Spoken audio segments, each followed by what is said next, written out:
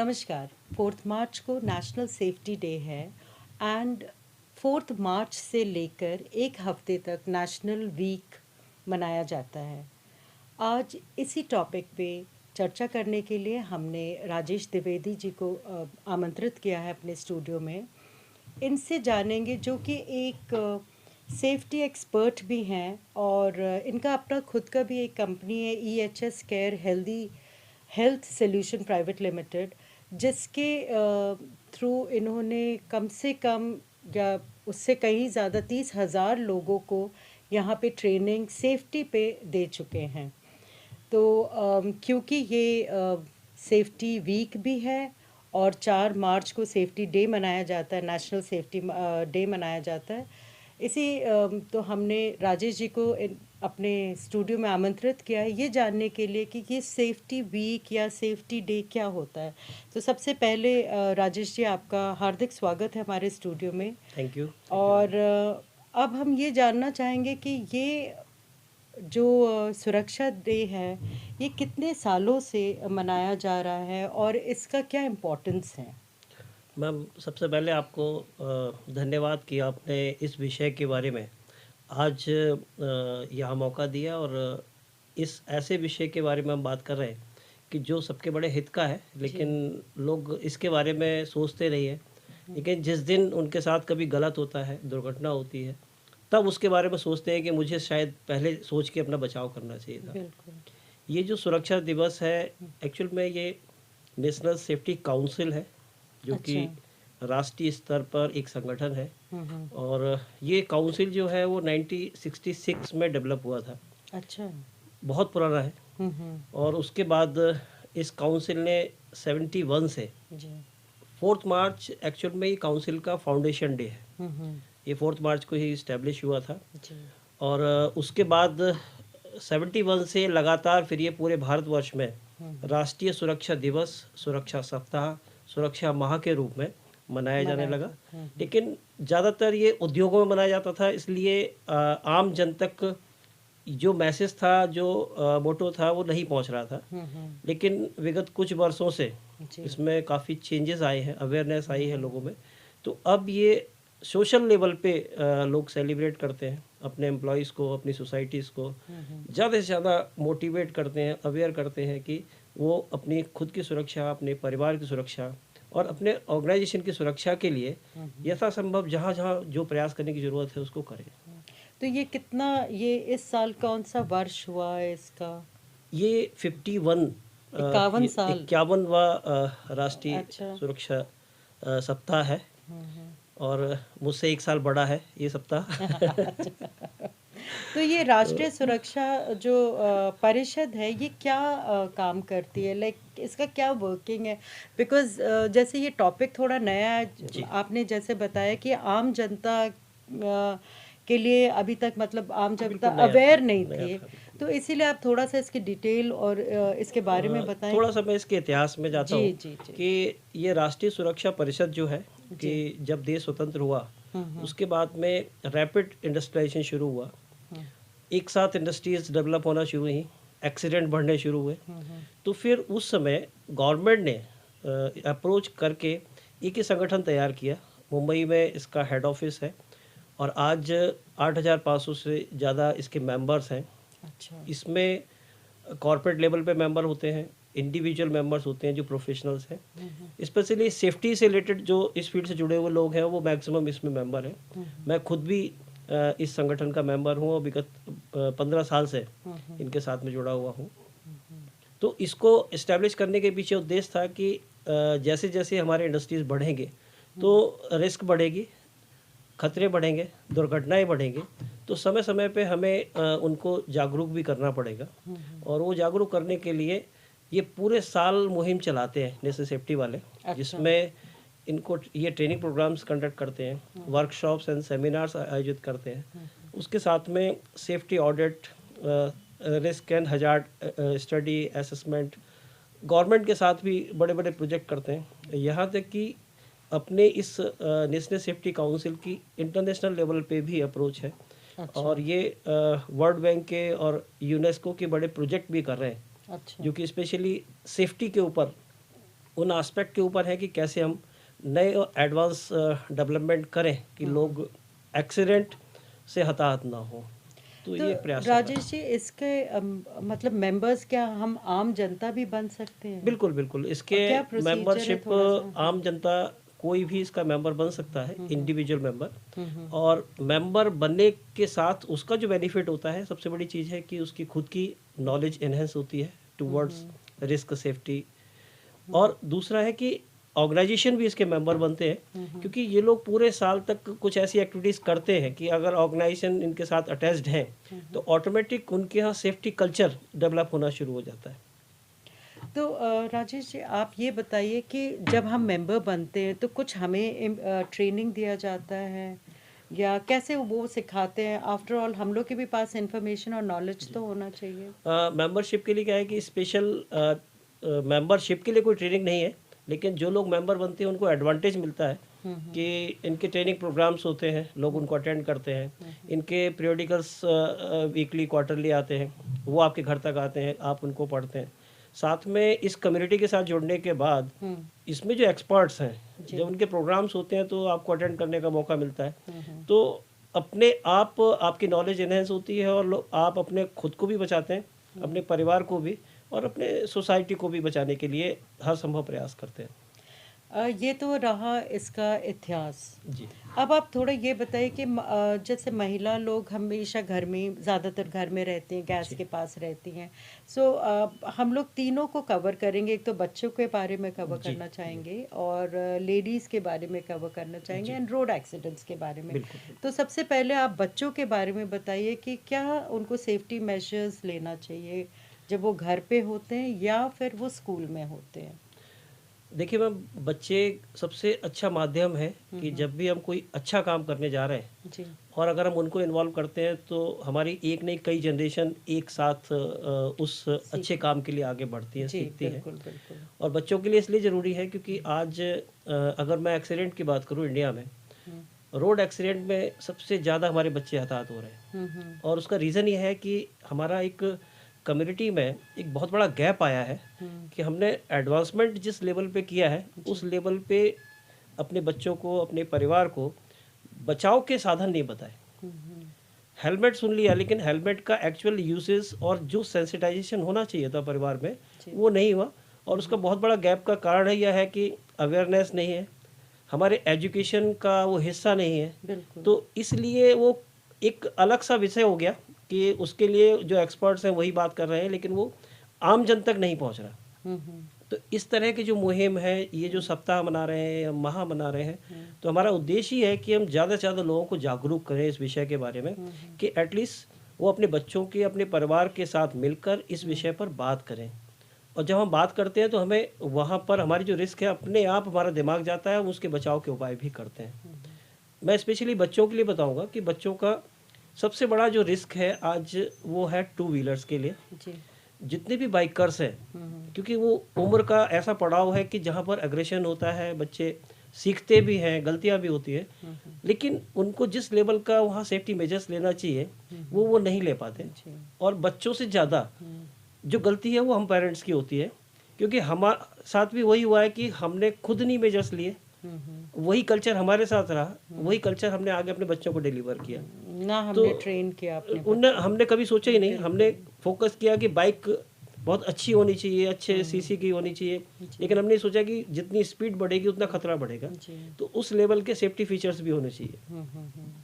लेकिन धीरे धीरे अब बदलाव आ रहा है, लोग जागरूक हो रहे हैं इसके लिए। बच्चों के बाद आपने दूसरा बोला कि लेडीज़ के लिए, महिलाओं के लिए। महिलाओं के लिए मैं बात करूंगा कि घर की अगर सुरक्षा वास्तव में करनी है तो आपको लेडी को ट्रेन करना पड़ेगा। बिल्कुल। सबसे पहले समझना पड़ेगा कि हमारे घर में ऐसे कौन कौन से रिस्क हैं कि जो हर घर में होते हैं, लेकिन थोड़ा सा भी लापरवाही हुई वो बहुत बड़े हादसे का कारण बनते हैं। जी। सबसे बड़ा बदलाव हमारे समाज में आया है कि हम लोग धीरे धीरे फ्लैट कल्चर में आए हैं। बिल्कुल। फ्लैट कल्चर आया तो हमारे घर बहुत सीमित हो गए, स्पेस बहुत कम है, लेकिन हमने उसमें बहुत ज़्यादा कंजेशन कर लिया। तो सबसे पहले मैं आपके बीच रखूँगा कि कौन से वो खतरे हैं जिनको हम सबको देखना चाहिए। जी। सबसे पहले है कि हर घर में एलपीजी गैस यूज़ होता है। एलपीजी का जो रिस्क है उसको समझने की ज़रूरत है कि हमें किस लेवल पे उस एलपीजी से अलर्ट रहना है। पहला है कि नॉर्मल है, हम सब जानते हैं कि लीकेज होगा और इससे आग का खतरा बनेगा, लेकिन वो लीकेज ना हो उसके लिए आज एडवांस सिस्टम है कि हम लीकेज डिटेक्टर डिवाइसेस आती हैं उनको लगाएं। अच्छा। वो ऐसी डिवाइसेस हैं कि जो जैसे ही लीकेज होगा वो आपको अलार्म कर देंगे। ऐसी चिमनियाँ आ रही हैं जो कि स्मोक के लिए हम यूज़ करते हैं, लेकिन अगर वो लगी है तो वो जैसी लीकेज होगा ऑटोमेटिक स्टार्ट हो जाएंगी और उस एरिया को बहुत जल्दी वेंटिलेट कर देंगे। तो एलपीजी के लिए है कि पहले तो हम जो हमारे गैजेट्स हैं उनका प्रॉपर रख रखाव हो, स्पेशली ट्यूबिंग्स है, उसके रेगुलेटर्स है, प्रॉपर उसका मेंटेनेंस हो। दूसरा, इनकेस अगर लीकेज हो, क्योंकि लीकेज की पॉसिबिलिटीज़ ऐसा नहीं है ट्यूबिंग से ही होती है, सबसे जो मेजर कारण है वो है कि जब भी कोई खाना पक रहा है वो उसके ऊपर उफनता है, फैलता है और उसके बाद गैस धीरे धीरे रिलीज होनी शुरू हो जाती है। जब तक हमें पता चलता है तब तक वो बहुत बड़ा रिस्क बन जाता है, क्योंकि गैस की प्रॉपर्टी है कि ये हमेशा नीचे से ऊपर की तरफ आती है। तो जब नीचे पूरी फैल जाती है उसके बाद हमारे यहाँ सेंसिंग ऑर्गन तक जब आती है तब तक वो उस एरिया में फैल चुकी होती है और बहुत लेट हो चुका होता है। इसलिए गैस की प्रिकॉशन बहुत ज़रूरी है। दूसरा एक और है जो मेजर कारण है, इलेक्ट्रिकल इंस्टॉलेशन। इलेक्ट्रिकल इंस्टॉलेशन घर में आग लगने का दूसरा सबसे बड़ा कारण है।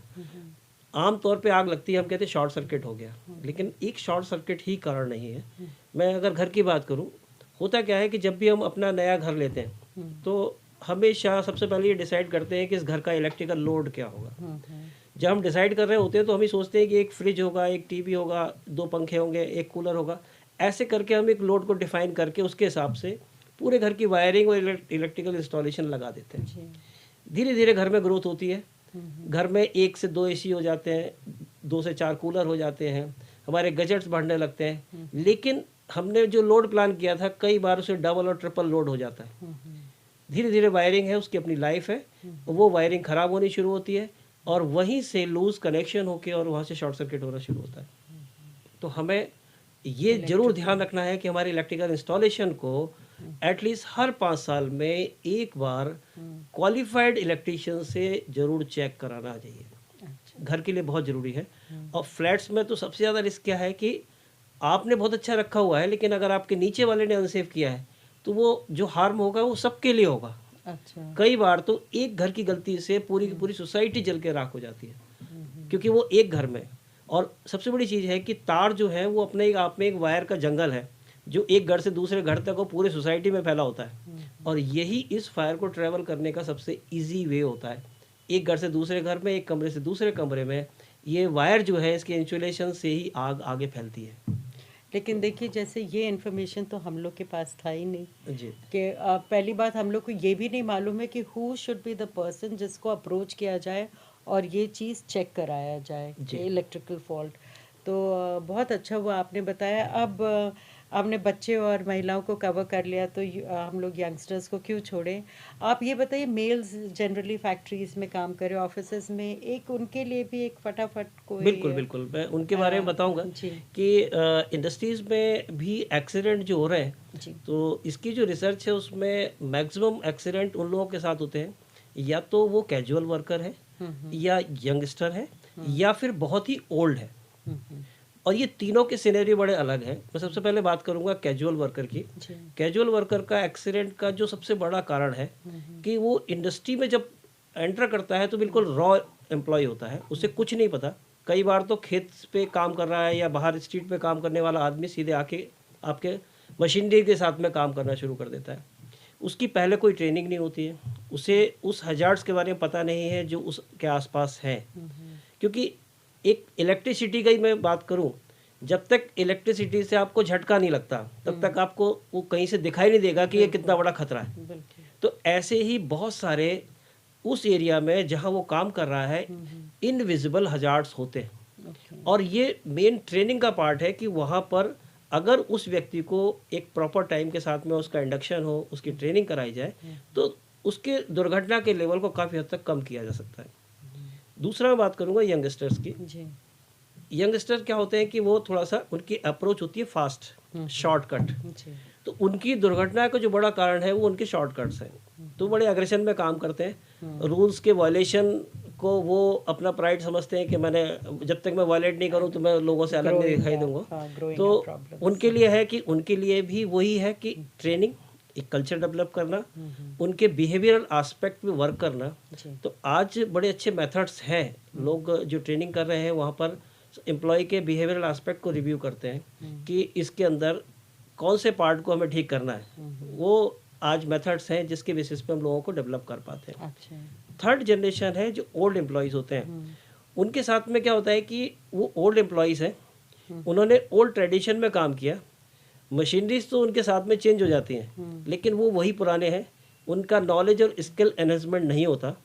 लेकिन उनके अंदर एक ईगो आ जाता है कि मुझे 25 साल का एक्सपीरियंस है, तो वहाँ पर वो एक्सेप्ट करने को राजी नहीं होता कि मुझे यहाँ प्रिकॉशन लेनी है। अगर हाइट पे काम कर रहा है तो उसको आप बोले कि हेलमेट सेफ्टी बेल्ट लगा लो, तो वो यही कहता है कि मुझे 25 साल हो गए कुछ नहीं हुआ, तो आगे क्या होगा। ये उसके लिए सबसे डेंजरस पॉइंट है। तो ये वर्क प्लेस का जो कल्चर चेंज करना है, ये बहुत बड़ा चैलेंज है। और आज इंडस्ट्रीज़ में एक अच्छी प्रैक्टिस शुरू हो रही है कि मैं इसके लिए थैंक्स करूँगा मोदी जी को भी कि इन्होंने इस विषय के बारे में भी एक बहुत अच्छा, बहुत बड़ा इनिशिएटिव लिया है कि जो मेजर हजार्ड इंडस्ट्रीज़ थी वहाँ पे फैक्ट्री एक्ट की कंप्लाइंस है कि 1000 एम्प्लॉय अगर हैं तो एक क्वालिफाइड सेफ्टी ऑफिसर वहाँ होना कंपलसरी है। मोदी जी ने उसको अभी नया जो नोटिफिकेशन आ रहा है उसमें 500 किया है, यानी कि 500 एम्प्लॉय के ऊपर भी एक क्वालिफाइड आदमी सेफ्टी प्रोफेशनल होना ज़रूरी है। तो ये एक बहुत बड़ा इनिशिएटिव है, लेकिन अभी कुछ स्टेट ने इसको लागू किया है, कुछ स्टेट में अभी रुका हुआ है। तो धीरे धीरे, लेकिन ये आगे चल के आके लोगों को, इंडस्ट्रीज़ को बहुत बड़ा एडवांटेज देगा कि लोग बचेंगे, उनके जो एक्सीडेंट्स हो रहे हैं उनको मिनिमाइज़ किया जा सकेगा। राजेश जी, बहुत अच्छा लगा कि आप हमारे स्टूडियो आए और इतनी सारी बातें की।